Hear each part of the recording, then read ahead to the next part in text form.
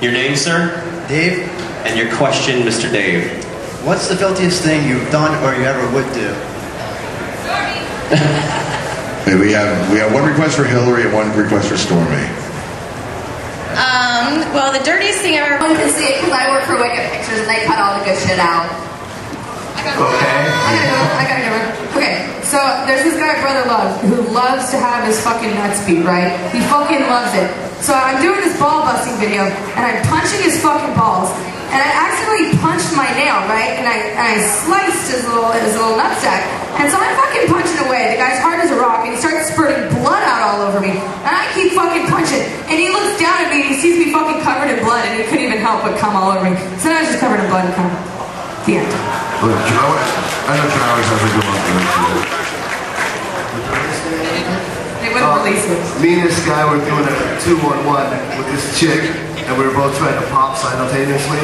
And I put my foot up on the couch, fell on the couch as I was shooting, missed the girl, and hit him in the thigh. So it wasn't so dirty for you, more for him. Who was the guy? Oh, no funner?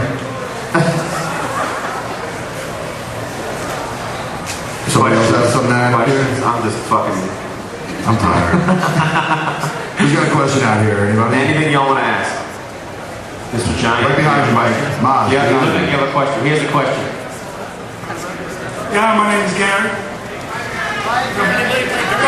I'd just like to ask, well, I know most of you say that you don't work with new guys coming in to the industry. I just want to know why is that? What was it? Why won't they work with new guys coming in the industry? A lot of people don't understand that having sex on camera and having sex at home are two different things, psychologically speaking. Most people can't have sex in front of a camera with hot keto lights beating down on their body and people surrounding them. They get nervous and they get intimidated. They can't keep their dick hard. And nothing hurts more than a soft dick in your ass, chafing your asshole. That sucks. I know. There's like, I mean, there's got to be like, there's Or probably... they want you to be their girlfriend.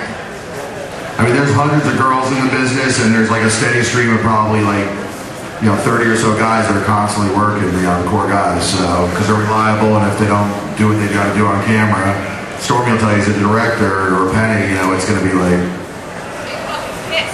It's especially hard for me, not only because everything I shoot is a feature, so there's a chance that I'll hire a new guy and we'll shoot a dialogue scene first, which means he's established in the movie as a character, and then maybe the next day he's supposed to shoot a sex scene, and if he's not a proven performer and he can't get his dick hard, and the scene's a wash, my whole fucking movie is a mess because he's already established. But that's a little different for me because I shoot all feature, script-oriented movies. And Wicked, the company I work for, is also condom only, and a lot of the guys have a really hard time working with condoms too. I do hire new guys, but I try to put them in group scenes, that way if he fails and I have to get rid of him, the scene isn't completely a wash. And if we don't get cum on our fucking cheeks, then we don't get paid, so... If he's not gonna, if you can't keep his dick hard, then he's certainly not gonna be able to bust a nut on my face. And if he doesn't bust a nut on my face, then I can't fucking pay my rent. And I just don't have the fucking time for that. Me and Gina have our own production company. We shoot a lot of new guys, Gonzo, and I'd say like 75 to 80% of the guys, once they get on set, they're so nervous they can't even get hard. And one thing is, when they do get hard, these girls are professionals, man. They fuck this shit up. I mean, they're not like your girlfriend. And some of them purposely will make you blow your load in like seconds. Because they still get paid. Yeah. And they're like, hey, it's not my problem. You suck this bitch. Can somebody please explain to the audience the difference between gonzo porn and feature porn? Penny, you've done like both, so... Okay, yeah, I'm fucking all over And she's this fucking shit, fun. man.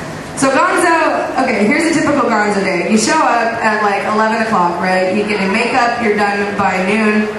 You start Pretty Girls, you shoot like 20 minutes of Pretty Girls. Pretty Girls is just pictures of you undressing, and then you get fucked for 45 minutes. It's a blowjob, 4 positions, and a pop on your fucking face. And then they pay you the same day, and you fucking go home, or you go spend the money like a dumb whore. The features, like Stormy's deal, are a lot more involved. I guess the short answer is Gonzo is a small crew, a couple people, they point the camera at you and say 1, 2, 3, fuck, and you just have a great time and you get paid and go home. Features are living hell. I get to set at about 7 a.m. and sometimes I get home by 3 a.m. We have scripts and wardrobe and sets and this and that and a whole bunch of other shit I gotta spend a bunch of money on. And a lot of people won't work for me because of that. But I guess the short answer is Gonzo is unscripted and features are scripted. And the budgets are... Yeah, and the budgets are way different. I guess a good Gonzo, I guess Gina and Travis probably do that better. How much is it? What's the budget for a typical good Gonzo? Not what you pay, but what other people pay. Because I get them to do it for free. Can I get a blowjob on the side?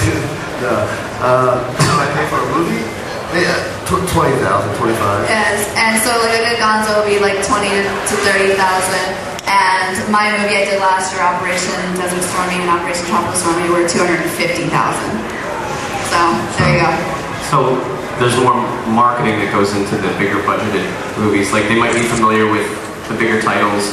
Pirates 2 is coming out, Operation Desert Stormy. Some of those are like big movies that everybody knows of, but there's a lot of it. Gonzo started out as the director or the man in the scene kind of talking to the women and, putting their hands in the camera if they weren't the male performer. And the female performers broke the fourth wall and looked at the camera and talked to the camera. But since the market has become so oversaturated, it's kind of dwindled down and there's a few great people in Gonzo.